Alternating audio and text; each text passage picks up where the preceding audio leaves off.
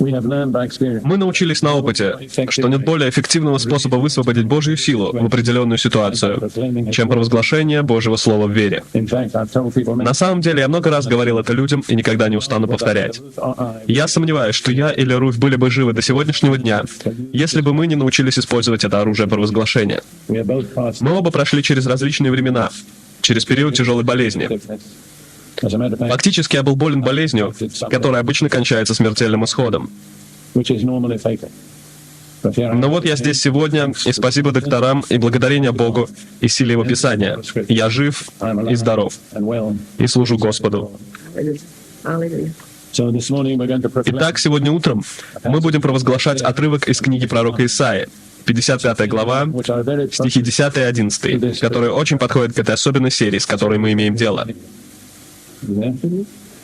«Как дождь и снег не сходит с неба, и туда не возвращается, но напояет землю и делает ее способную рождать и произвращать, чтобы она давала семя тому, кто сеет, и хлеб тому, кто ест.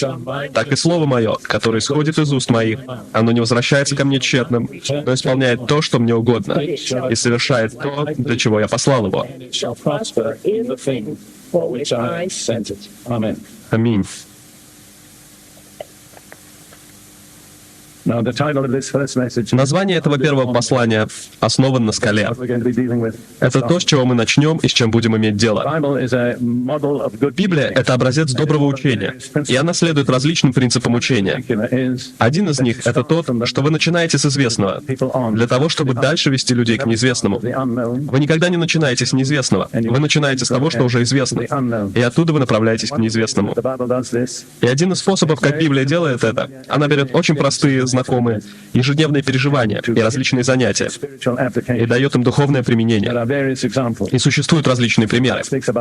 Библия говорит о сеятеле, сеющем семя, о рыбаке, ловящем рыбу в сети. Она говорит о воине, облачающемся в свои доспехи. И затем она говорит совершенно в другом контексте о невесте, готовящей себя к браку. И это только некоторые иллюстрации этого принципа.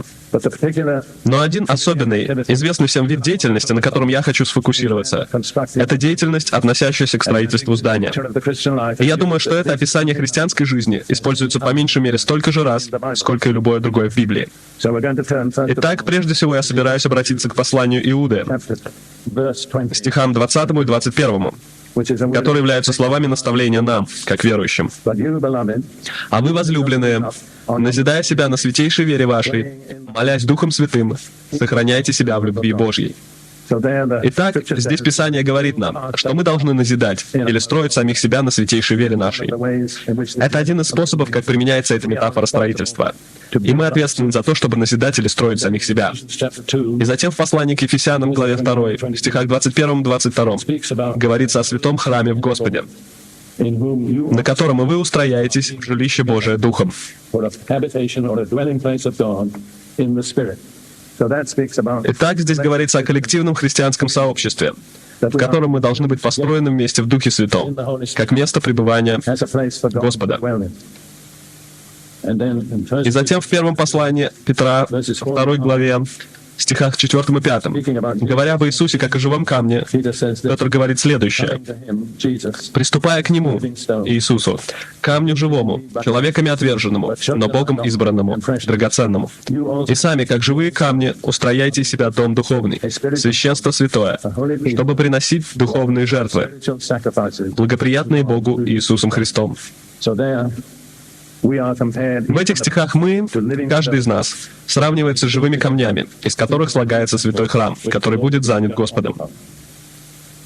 И теперь последний пример из книги Деяний, главы 20. Прощальное слово Павла пресвитерам в Эфесе, которых он любил особенной любовью, потому что именно в Эфесе его служение, возможно, имело наибольшее влияние, чем где-либо в другом месте. И в этой речи, в 20 главе книги Деяний, в этом прощании он говорит им, что они больше уже не увидят его в этой жизни. И это была очень трогательная ситуация для них всех. И вот последнее, что он хотел оставить им. В стихе 32 20 главы Деяний. «И ныне предаю вас, братья, Богу, и слову благодати Его, могущему назидать вас более и дать вам наследие со всеми освященными». Итак, здесь Павел говорит, что основное средство для назидания или строительства нас — это Слово Божьей благодати, Библия. И он говорит, что оно способно назидать нас и дать нам наследие со всеми, кто отделен для Иисуса Христа, верой в Него. Я не строитель, но я знаю одну вещь. В любом постоянном здании, неважно, построено оно из кирпича или камня, или бетона, или даже дерева, жизненно необходимой частью его является фундамент. И Библия особенно касается этого момента. И это вопрос великой важности для каждого из нас — иметь правильное основание. Потому что основание устанавливает ограничение зданию, которое может быть на нем построено, как в размерах, так и в весе. Основание устанавливает ограничения. И это истина и для христианской жизни. Вы не сможете построить более успешную христианскую жизнь, чем ваше основание позволит вам. Это жизненно важный вопрос. Что является вашим основанием? Положили ли вы правильный фундамент? Теперь, существует только одно основание, которое является соответствующим и достаточным. И оно является вседостаточным. И это личность. И личность — это Иисус Христос. И Павел пишет христианам в Коринфе, в первом послании к Коринфянам, в главе 3. И он использует две метафоры. Он использует сельскохозяйственную метафору, и затем переходит к строительной метафоре. И он говорит в стихе 9: «Ибо мы соработники у Бога, а вы Божья нива». Это сельскохозяйственная метафора. Божье строение. Это строительная метафора. И затем он продолжает с этой строительной метафорой. «Я, по данной мне от Бога благодати, как мудрый строитель». И по-гречески это слово «архитект». «Положил основание, а другой строит на нем. Но каждый смотри, как строит». Ибо никто не может положить другого основания, кроме положенного, которое есть Иисус Христос. Итак, Павел говорит, что есть только одно основание для христианской жизни, и это сам Иисус. И все, что построено не на этом основании, не выдержит испытания временем и трудностями. Поэтому очень важно для каждого из нас оценить то, на чем построена наша жизнь. Истинно ли мы построены на Господе Иисусе Христе? Имеем ли мы личные взаимоотношения и личное познание Иисуса, которое дает нам способность лично общаться с Ним?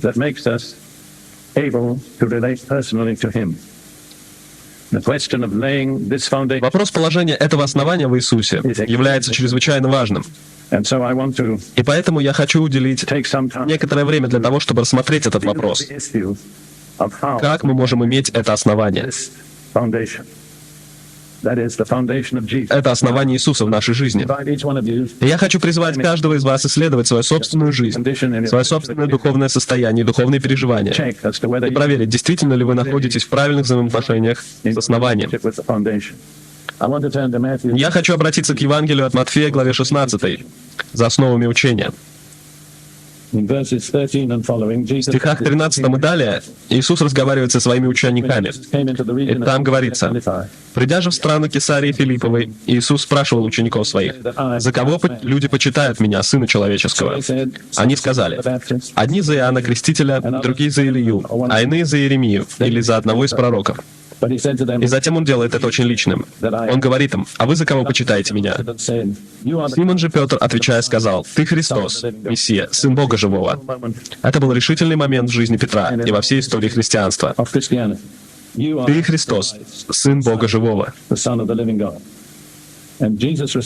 Тогда Иисус сказал ему в ответ: «Блажен ты, Симон, сын Ионин, потому что не плоть и кровь открыли тебе это, но Отец мой, сущий на небесах.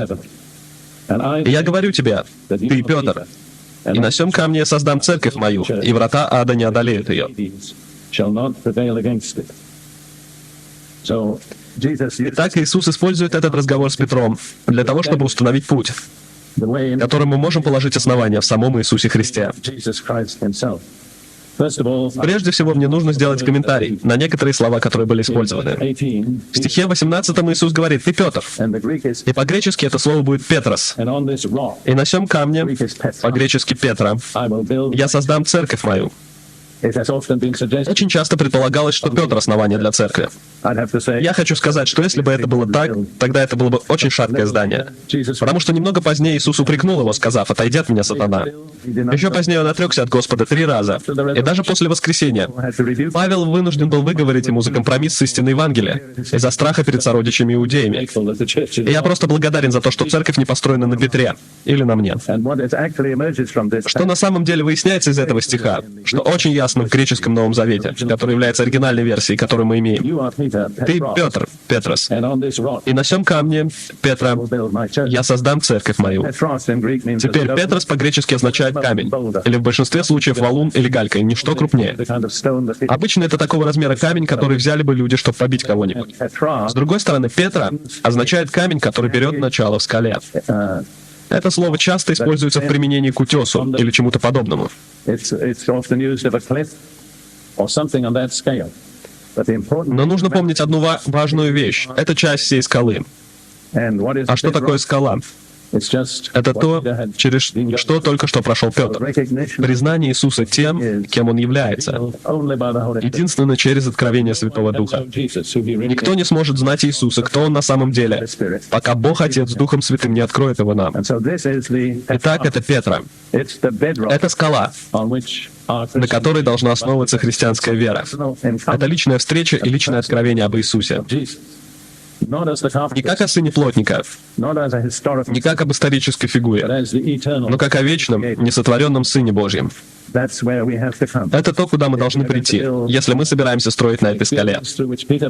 Опыт, через который прошел Петр, должен быть параллелен нашему опыту. И я говорил людям много раз: вы можете присоединиться к церкви, вы можете пройти через религиозную церемонию, вы можете произнести молитву и не измениться. Но если вы по-настоящему встретили Иисуса, вы изменитесь. Никто, встретившись с Иисусом, не остается прежним.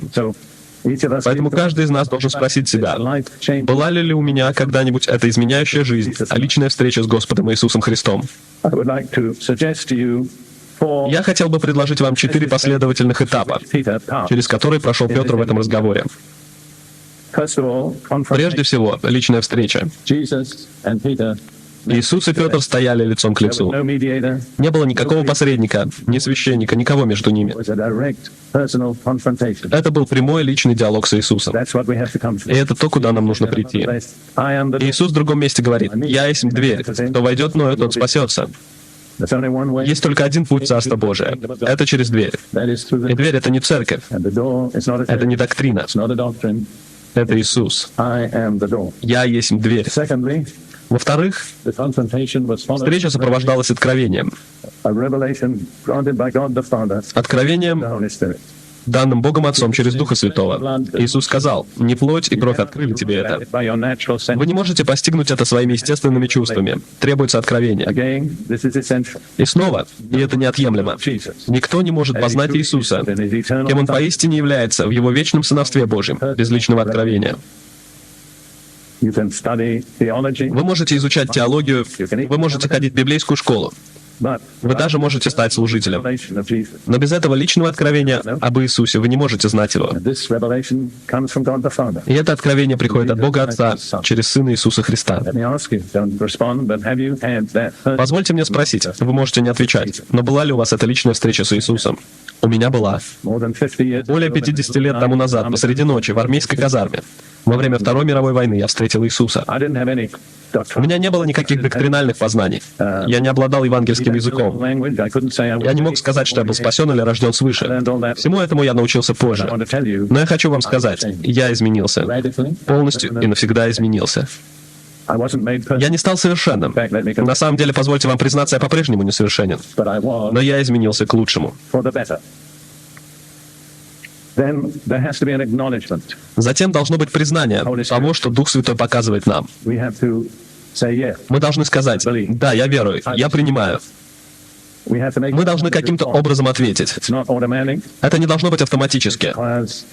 Это требует чего-то, что происходит внутри нас. И в-четвертых, должно быть публичное исповедание нашей веры в Иисуса. Это то, к чему Иисус привел Петра. Ты Христос, Мессия. Он сделал это публично. Люди говорят о тайных верующих. И я признаю, что есть тайные верующие. Особенно в странах, где назвать себя верующим значит обречь себя на смерть. Но я не верю, что кто-нибудь постоянно сможет оставаться тайным верующим. Позвольте мне прочитать, что Иисус сказал в Евангелии от Матфея, главе 10, стихи 32 и 33. Матфея, 10 глава, 32 и 33 стихи. «Итак, всякого, кто исповедует Меня перед людьми, того исповедую Я пред Отцом Моим Небесным. А кто отречется от Меня пред людьми, отрекусь от того и Я пред Отцом Моим Небесным». Итак, Иисус своим особенным образом не оставляет вам три выбора, только два. Вы или исповедуете, или отрекаетесь. И если вы не исповедуете в соответствующей ситуации, фактически вы отрекаетесь. Поэтому каждый из нас в какой-то момент должен прийти к месту, где мы открыто признаем нашу веру в Иисуса Христа. И это критический момент для многих. Я обнаружил в армии, после того, как стал верующим, что самое лучшее, что можно сделать, это дать знать всем с первых минут встречи, на чем вы стоите. Тогда вам никогда не нужно будет возвращаться назад и говорить: «Ну, я не сказал тебе этого сразу, но...» Поэтому я делал нечто, что не являлось религиозным актом. Но каждый вечер в казарме, где бы я ни был, я преклонял колени и молился. Это просто говорило им о том, с какого рода человеком они имеют дело. И это было гораздо легче. Я видел других христиан, которые смущались и не входили с тем, чтобы сказать, во что они веруют. И было гораздо труднее для них возвратиться после этого и сделать правильное исповедание. Поэтому я хочу порекомендовать вам это. Вам не нужно стоять на углу улицы и проповедовать. Вам не нужно быть проповедником. Вы можете быть домохозяйкой или студентом. Но где бы вы ни были, дайте людям знать, что вы верите в Иисуса, что Он есть Сын Божий. Итак, позвольте мне просто повторить эти 4 последовательных стадии этого разговора, которые так необходимы, потому что это то, как мы закладываем основание Иисуса лично в нашей жизни. Прежде всего была встреча. Во-вторых, было откровение, данное Богом Отцом через Духа Святого. В-третьих, Петр ответил признание. И в-четвертых, он сделал публичное исповедание. Теперь, возможно, вы спросите, или кто-нибудь может спросить, возможно ли такое откровение в наши дни? Возможно ли для людей, подобных вам и мне, знать Иисуса так же реально и так же лично, как Петр и другие ученики? И нам нужно видеть 2 важные вещи. Во-первых, Иисус не был открыт Петру как сын плотника. Он знал его таким уже достаточное время. Он был открыт ему как вечный Сын Божий. И Писание говорит в послании к евреям, 13 главе 8 стихе: «Иисус Христос вчера и сегодня и вовеки тот же». И никаких изменений в Нем не было и никогда не будет. Поэтому это не вопрос языка или культуры, или одежды, но это вопрос вечной личности Иисуса. Вот с чем встретился Петр в первый раз в своей жизни. У него по-настоящему было откровение о том, кто такой Иисус. Во-вторых, откровение было дано через Духа Святого. И Библия называет Святой Дух Вечным Духом. Время, мода, история, обычаи, язык, они не изменяют Дух Святой. Поэтому по этим 2 причинам одинаково возможно для вас и меня иметь это прямое личное откровение Иисуса, так же, как это было возможно для Петра. Прежде всего, потому что это вечный Сын Божий, кто открывается. И во-вторых, потому что это вечный Дух, который открывает его. Теперь мы подходим к следующему важному практическому вопросу. Если вы положили основание, то как вам нужно продолжать строить на нем дальше? Вы помните метафоры, которые мы использовали в начале? Они все говорят о строительстве. Итак, вот следующий насущно важный практический вопрос. Как вы строите на основании? И я хочу обратиться к притче Иисуса, которую Он рассказывает в конце 7 главы Евангелия от Матфея. Хорошо известная притча о благоразумном и безрассудном строителях, каждый из которых строил дом, но по-разному. Начиная с 24 стиха 7 главы Евангелия от Матфея. «Итак, всякого, кто слушает слова Моисии и исполняет их, уподоблю мужу благоразумному, который построил дом свой на камне», то есть скале Петра.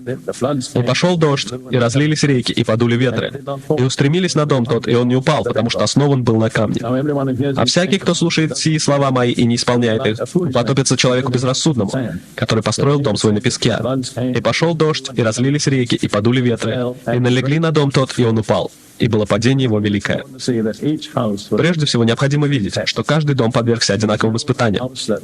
Не было дома, который остался бы неиспытанным. Тот же шторм, обрушившийся на один дом, обрушился и на второй. И разрешите мне сказать, что христианская жизнь — это не сплошной штиль. Вы пройдете через бурю.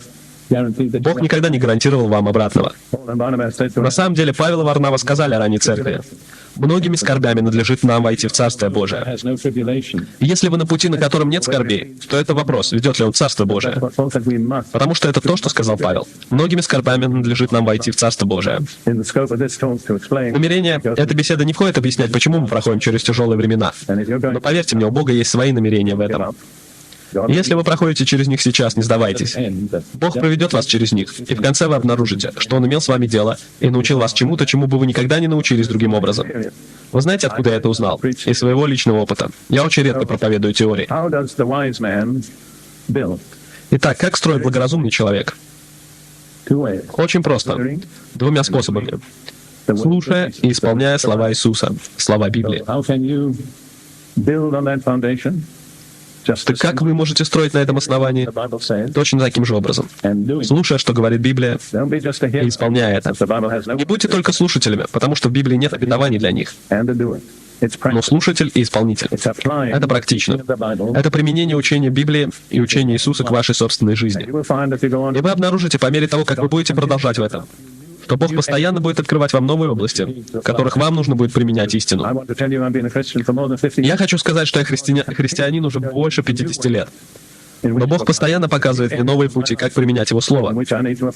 Новые области моей жизни, в которых мне нужно применять Его. Мое здание еще не закончено. Оно строится. Но благодарение Богу оно выдержало большое количество бурь успешно. Теперь есть еще одна притча Иисуса в Евангелии от Луки, 6 главе, которая очень похожа. Но там есть одно важное добавление. Поэтому я открою 6 главу Луки на минуту, стихи с 46 по 49. Снова говорит Иисус, и Он говорит: «Что вы зовете Меня, Господи, Господи, и не делаете того, что я говорю?» Это очень важный вопрос. Бесполезно называть Иисуса Господом, если вы не повинуетесь Ему. Потому что сам титул «Господь» подразумевает того, кому нужно повиноваться. И Иисус говорит: опасайтесь просто словесного исповедания, которое не влияет на ваш образ жизни. Затем Он продолжает эту притчу. «Всякий, приходящий ко Мне и слушающий слова Мои, и исполняющий их, скажу вам, кому подобен. Он подобен человеку, строящему дом, который копал, углубился и положил основание на камне. Посему, когда случилось наводнение, и вода наперла на этот дом, то не смогла поколебать его, потому что он основан был на камне, скале, Петра. А слушающий и не исполняющий подобен человеку, построившему дом на земле без основания, который, когда наперла на него вода, тотчас обрушился, и разрушение дома сего было великое». Теперь, есть одна важная деталь, добавленная в Луке, которой нет в Евангелии от Матфея. Хотел бы я знать, как многие из вас заметили это. Там сказано, что человеку, который хотел достичь скалы, пришлось копать и углубиться. Ему пришлось много убрать с пути, прежде чем он смог построить на скале. И это справедливо по отношению ко многим из нас. Может быть, не ко всем, но большинству из нас, которые выросли в номинальной христианской культуре. Нужно очень много убрать с пути, прежде чем мы сможем достичь камня. Другим тоже, которые выросли в абсолютно не в христианской культуре, им тоже надо будет убрать что-то, но это будет другое. Но я хочу предложить вам 5 препятствий, которые мы должны убрать с пути. Первое — это традиции. Теперь, не все традиции плохие, некоторые хорошие. Мы не хотим выбрасывать все традиции. Но Иисус сказал людям своего времени: «Своими традициями вы упразднили Слово Божие». Вы верите и исполняете традиции, которые не находятся в соответствии с Писанием. И я могу сказать, что в соответствии с моими наблюдениями Иисус мог сказать точно то же самое тем же самым евреям сегодня. Вашими традициями вы упразднили Слово Божие. Но давайте посмотрим не только на евреев, потому что это справедливо ко многим, имеющим христианское прошлое. Мы унаследовали традиции и манеры поведения. То, что мы делаем, то, что мы говорим, которые не обязательно находятся в соответствии с Писанием. Поэтому мы должны быть очень внимательны, чтобы проверять. Я думаю, что я удержусь от того, чтобы делать какие-то особенные предположения, но я много бы мог их сделать. Затем второе, что нам необходимо убрать, это предубеждения или предрассудки. Нет никого здесь, у кого бы не было каких-нибудь предубеждений в какие-то моменты жизни. Возможно, вы избавились от них, я не знаю. Но существует множество различных предубеждений.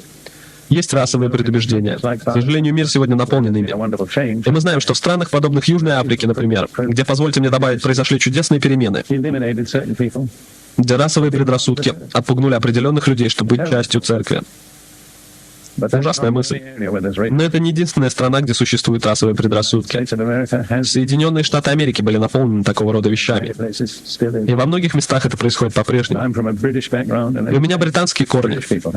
И позвольте сказать, что у британцев есть свои предубеждения тоже. Я рос со многими. И мне нужно было копать глубоко, чтобы избавиться от них. Моя собственная семья жила в прошлом в Индии. Все мои предки служили в британской армии в Индии.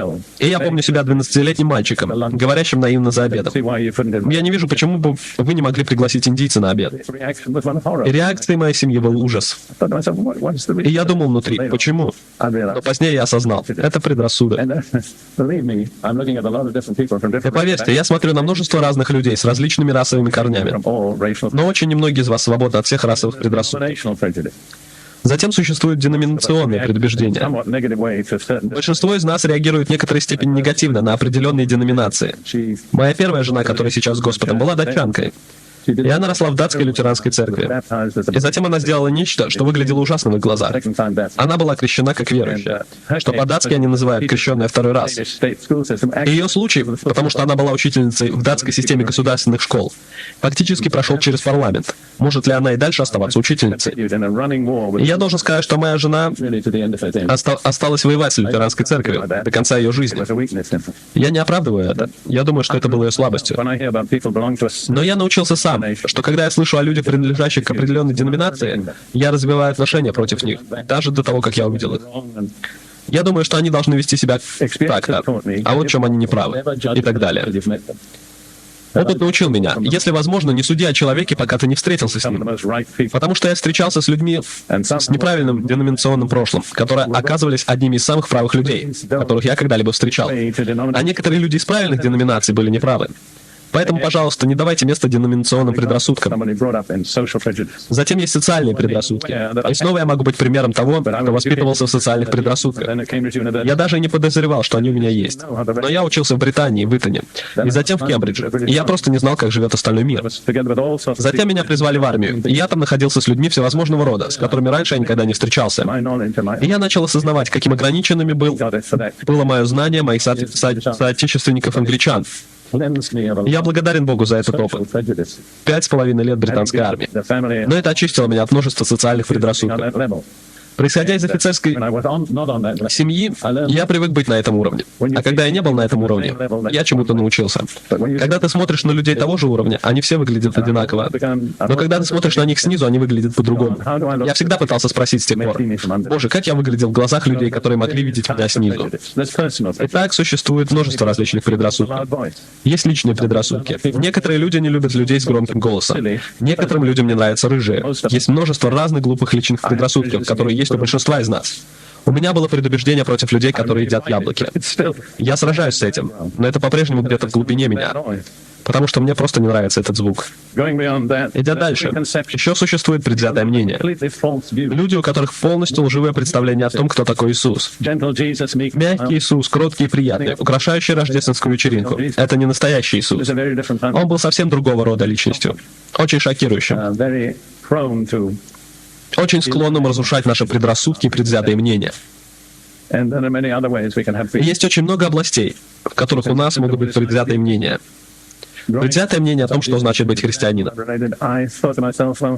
Взрослея, на фоне всего моего прошлого, о котором я рассказывал, я думал внутри, если мне суждено стать христианином, это будет означать несчастье до конца моей жизни. И как Пэт Бун я думал, небеса не стоят 70 лет страданий на земле. Поэтому я полностью устранил вероятность быть христианином до тех пор, пока я не встретил Иисуса. Затем есть еще что-то, что является очень и очень опасным. Это неверие. Иногда, когда я собираюсь учить, я начинаю с того, что я собираю всех людей для того, чтобы отречься от неверия. Потому что многие из нас по-прежнему осаждаются неверием в различных сферах. Наш разум не открыт по-настоящему вере. И последнее, и я думаю самое важное, это непокорность или бунтарство. Вы можете сказать: ну, брат Принц, я не бунтарь. Нет, именно вы им и являетесь. И если вы не обнаружили этого, вы будете продолжать им быть. Видите ли, я не хочу вдаваться в теологию, но каждый потомок Адама рожден с бунтарем внутри. И нам нужно опознать этого преступника и разобраться с ним. И у Бога есть только одно средство для преступника. И знаете, что это такое? Смертная казнь. Правильно. Он не посылает его в церковь. Он не учит его золотому правилу, не заставляет учить Писание наизусть. Он приговаривает его к смерти. Но милосердие Божие состоит в том, что эта смертная казнь произошла около 2000 лет тому назад, когда Иисус умер на кресте. Наш ветхий человек был распят с ним. И нам нужно прийти к месту, где мы опознаем этого преступника внутри нас, и мы добровольно соглашаемся на казнь. Теперь я перехожу к Библии, потому что это так важно, как ничто другое в христианской жизни. Ваше отношение к Библии. Является ли ваше отношение таким же, каким к нему было отношение Иисуса? Я просто хочу сейчас взять один отрывок из Евангелия от Иоанна, глава 10, стих 35. И я не буду вдаваться в контекст, потому что это заняло бы достаточно долгое время. Но Иисус сказал, если Он, то есть Бог, назвал богами тех, которым было Слово Божие, и не может нарушиться Писание. Это очень важный стих, потому что здесь Иисус использует два основных названия для Библии — Слово Божие и Писание. Когда Библия называется Словом Божьим, это означает, что оно пришло от Бога. Оно не пришло от человека. Оно могло прийти по человеческим каналам, но это слово, которое пришло от Бога. Слово Писание является ограничивающим. Оно означает, что что-то было написано. Бог сказал много такого, что не было записано. Но божественным повелением Библия содержит те вещи, которые сказал Бог, которые Он посчитал необходимым записать. И это Писание. Это означает то, что написано. И касательно этого, Иисус сделал одно простое, исчерпывающее заявление. Не может нарушиться Писание. И вы можете спорить, сколько вы хотите о вдохновенности Библии или авторитете Библии, но Иисус уже все сказал. Оно не может нарушиться. Оно абсолютно непогрешимо. Оно будет полностью исполнено. Все в нем точно совершится. Вы можете выступить против этого. Вы можете отрицать это, но вы не можете сломить это. На самом деле, если вы отвергаете его, в конце концов, оно сломит вас. Не может нарушиться Писание. Я думаю, что я хотел бы попросить вас всех произнести это. Не может нарушиться Писание. И теперь повернитесь и взгляните на кого-нибудь рядом с вами и скажите это этому человеку, глядя ему прямо в глаза. Теперь это что-то утвержденное. Видите, есть такая вещь, которая называется высшим критицизмом, который приписывает Писанию всевозможные глупые фантазии и заканчивает называемую полностью ненужной книгой. Если есть одна вещь, которую хочет дьявол сделать в вашей или моей жизни, это подорвать нашу веру в авторитет и точность Библии. Но если мы подобны Иисусу, мы просто говорим, не может нарушиться Писание. Слышишь меня, сатана? Не может нарушиться Писание. Хорошо. Теперь следующее, что я хочу сказать. Это не только Библия является Словом Божьим, но Иисус сам есть Слово Божье. Это берет начало из Евангелия от Иоанна, из двух отрывков. Иоанна, глава 1, стих 1, очень знакомый стих. «В начале было Слово, и Слово было у Бога, и Слово было Бог». Это относится к Иисусу. Он был Словом, и Он есть Слово. И в Иоанна 1 главе 14 стихе говорится, «И Слово стало плотью, и обитало с нами, полное благодати и истины. И мы видели славу Его, славу как единородного от Отца». Итак, когда Иисус был рожден, время, которое мы празднуем как Рождество, Слово стало плотью, но Он всегда был Словом. В вечности Он был Словом Бога. И когда Он возвратится, вы знаете, как Он возвратится? Вы знаете, какое у Него будет имя? Позвольте мне сказать вам. Откровение, глава 19. Это по-настоящему замечательно, что когда Он первый раз пришел, Он был Словом. И когда Он вернется, Он будет Словом. И вот картина Иисуса, спускающегося с неба в славе, чтобы установить свое царство на земле. Откровение, 19 глава, стихи 11, 12 и 13. «И увидел я отверстое небо, и вот конь белый, и сидящий на нем называется верный и истинный, который праведно судит и воинствует. Очи у него, как пламень огненный, на голове его много диадим. Он имел имя написанное, которого никто не знал, кроме его самого. Он был облечен в одежду, обогренную кровью. Имя ему — Слово Божие». Итак, он всегда был Словом. По-прежнему является Словом и будет Словом. И это выводит что-то по-настоящему важное. Между Иисусом и Библией существует полное согласие. Ваше отношение к одному является вашим отношением к другому. Вы не можете верить в Иисуса и не верить Библии. Вы задумывались над этим вопросом? Потому что Иисус есть Слово Божие. Он Слово, ставшее плотью. Библия есть Слово, написанное. Ваше отношение к одному должно быть таким же, как и к другому. Между ними существует полное согласие. И теперь, приближаясь к завершению, я хочу затронуть 5 насущных фактов о Слове Божьем и вашем отношении к нему, которые находятся в Евангелии от Иоанна, главе 14.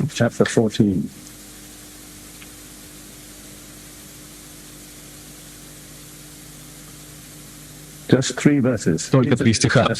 Иисус в каком-то смысле прощается с учениками. Он предупреждает, что Он скоро покинет их, и они будут оставлены одни на время. И это очень болезненный момент для учеников. Они сокрушены этим откровением.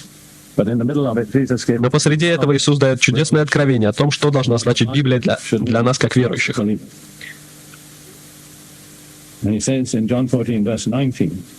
И Он говорит в Иоанна 14 главе стихе 19: «Еще немного, и мир уже не увидит Меня, а вы увидите Меня, ибо Я живу, и вы будете жить».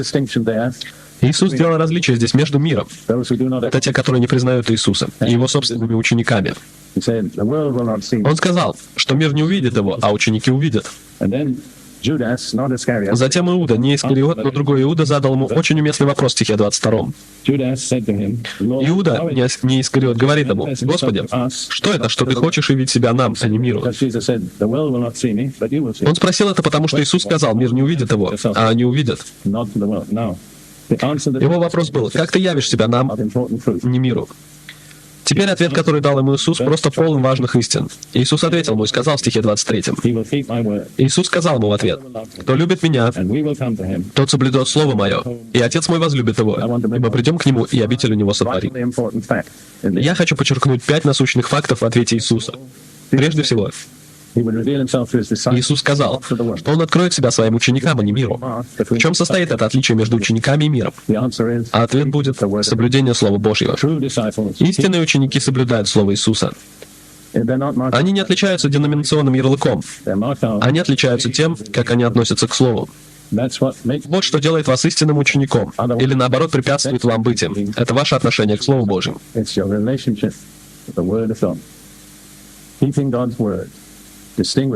Соблюдение Божьего Слова отличает учеников от мира. И в этом собрании, сегодня утром, каждый из нас находится в одной из этих 2 категорий. Если мы ученики, мы соблюдаем Слово Божие. Если мы не соблюдаем Слово, мы принадлежим миру. Мир, который не находится под господством Иисуса. И затем вторая истина. Иисус сказал: «Кто любит Меня, тот соблюдет Слово Мое». Итак, соблюдение Слова — это высшее испытание любви ученика к Богу. Любовь является мотивацией для послушания. Очень важно понимать это. Как верующие, мы не мотивируемся страхом, мы мотивируемся любовью. В определенном смысле закон использует мотивацию страха. Сделаешь это — будешь наказан. Но это не работает. Я помогал воспитывать большое количество детей. Многие из вас не поверят, сколько, и я не буду углубляться в это. Но я обнаружил, что пока они под твоим контролем, как родителя, ты можешь использовать страх. Но когда они покидают тебя, если они были мотивированы страхом, они изменятся. Единственная мотивация, которая будет хранить их преданными и верными, — это любовь. И Бог и Иисус достаточно мудр, чтобы не строить на страхе, но строить на любви. Поэтому соблюдение Божьего Слова является высшим испытанием любви ученика к Богу. Кто любит Меня, тот соблюдет Слово Мое. И любовь — это мотивация для послушания. И затем Он говорит: «А кто любит Меня, тот соблюдет Слово Мое, и возлюблен будет Отцом Моим». Это следующий чудесный факт. Соблюдение Божьего Слова — это то, что вызывает особенную любовь Бога Отца по отношению к нам. Бог возлюбил весь мир определенным образом. Но у Бога есть очень отличающаяся степень и тип любви для истинных учеников Иисуса, для тех, кто соблюдает Его Слово. И затем у нас есть вопрос, который задал Иуда. «Как ты явишь себя нам, а не миру?» И ответ Иисуса был: «Если кто любит Меня, тот соблюдет Слово Мое». Итак, как Христос являет себя нам? Через Слово. Через соблюдение Слова мы больше узнаем Иисуса. У нас может быть какое-то чудесное духовное переживание. Мы можем быть восхищены до третьего неба или еще куда-то. Но это не случается с большинством людей. И это не основной путь, как Бог открывает себя. И Иисус открывает себя. Это через соблюдение Слова Божьего. Наконец, и это изумительное утверждение. «Кто любит Меня, и Отец Мой возлюбит его, и мы придем к Нему, и обитель у Него сотворим». Есть очень немного мест в Библии, где Слово Бог употребляется во множественном числе, и это одно из них.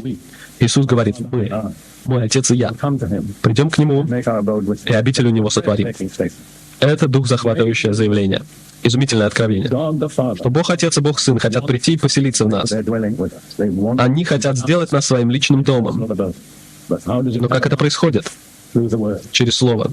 Если мы не любим Слово, если мы не послушны Ему, Бог не придет и не поселится в нас. И поэтому разрешите мне в заключение сказать следующее. И это очень серьезная мысль. Вы любите Бога не больше, чем вы любите Его Слово. И поэтому, если вы хотите узнать, насколько по-настоящему вы любите Бога, сколько места занимает Бог в вашей жизни, вы можете сделать это. Это не тот случай, над которым вам нужно долго размышлять. Вы просто спросите себя, насколько я люблю Библию? Какое место Библия занимает в моей жизни? Потому что ровно настолько я люблю Бога, и столько места занимает Бог в моей жизни. Позвольте мне просто суммировать эти 5 утверждений о Библии, потому что они решающие. Видите ли, так много христиан находятся в неких сумерках. Они не знают по-настоящему, что есть свет и что есть тьма. Они хотят и надеются, но они по-настоящему не уверены. И причина этому — они не дали законного места в своей жизни Слову Божьему. Итак, позвольте мне повторить эти 5 утверждений и закончить. Во-первых, соблюдение Божьего Слова отличает истинного ученика от мира. Во-вторых, соблюдение Божьего Слова является высшим испытанием любви ученика к Богу. Любовь — наша мотивация послушания, не страх. В-третьих, соблюдение Божьего Слова — это первостепенная причина, вызывающая любовь Бога к ученику. Бог любит учеников особенным образом. Он любит весь мир, но у Него особенная любовь к ученикам. Но не к тем, кто называется учеником, а к тем, кто соблюдает Его Слово. Если вы хотите по-особенному быть дорогим Богу, тогда вам нужно соблюдать Его Слово. В-четвертых, через Божье Слово, сохраненное и соблюденное, Христос являет себя нам. Вопрос был в том, как ты явишь себя нам, а не миру. Иисус ответил: «Если любишь Меня, тогда соблюдешь Слово Мое». Вот как я явлю себя. И, наконец, через Божье Слово Отец и Сын вместе придут, чтобы поселиться в нас. Не чудесная ли эта мысль? Это просто захватывает мой дух. Бог Отец, Бог Сын хотят поселиться в нас. Но они сделают это только, если мы будем соблюдать Слово Божие. Позвольте мне завершить, помолясь за всех нас. Отец Небесный, мы благодарим Тебя за Твое Слово. Слово Божье, Библию. Это твердое, авторитетное и незыблемое Слово, которое является светильником ногам нашим и светом нашим путям. Я хочу молиться, Господь, за всех людей, собранных здесь, за всех, кто сегодня, в конце концов, столкнулся лицом к лицу с этим посланием, чтобы Ты сделал нас любящими Твое Слово, чтобы Ты своей благодатью дал нам силы дать Твоему Слову, Библии, надлежащее место в нашей жизни, чтобы мы поистине были учениками Господа Иисуса. Во имя Его я прошу. Аминь.